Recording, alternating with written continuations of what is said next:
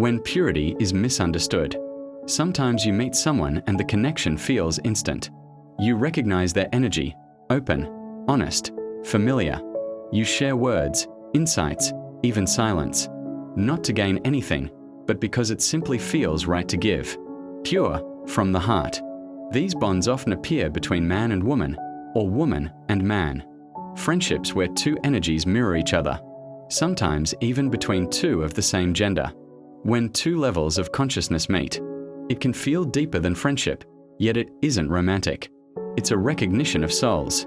But purity isn't always understood. Sometimes your kindness touches an old wound in another. Then your presence doesn't feel safe, it feels intense. Not because you did something wrong, but because their system isn't used to your frequency yet. And especially for women, this can feel heavy. Not just emotionally, but on a soul level. For lifetimes, many women have carried deep trauma from betrayal, domination, or fear. So when a pure masculine energy appears, their soul may still remember what it once had to survive. And the same can happen in reverse.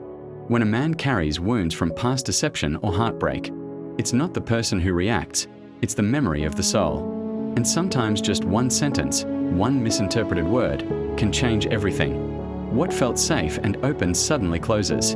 All those conversations, all those insights, gone in a heartbeat. And yes, that hurts. It feels like losing a kindred spirit, like something healing was suddenly torn away. But sometimes it's meant to be. Not because the bond was wrong, but because the other soul isn't ready yet. Don't chase after them. The more you try to give, the stronger their walls will grow. The more you try to help, the more destructive it becomes.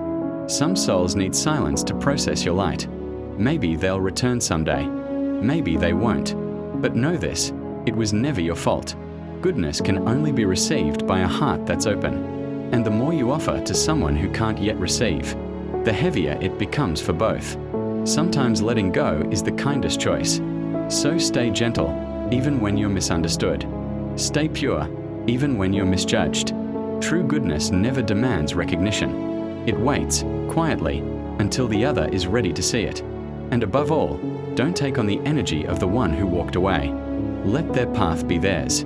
Return to your own rhythm. Continue where you left off, because your light was never meant to stop for someone who couldn't see it yet.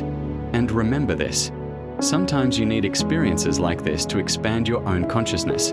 As long as you can see it and acknowledge it as part of your growth, you'll rise wiser, clearer, and more grounded in who you truly are.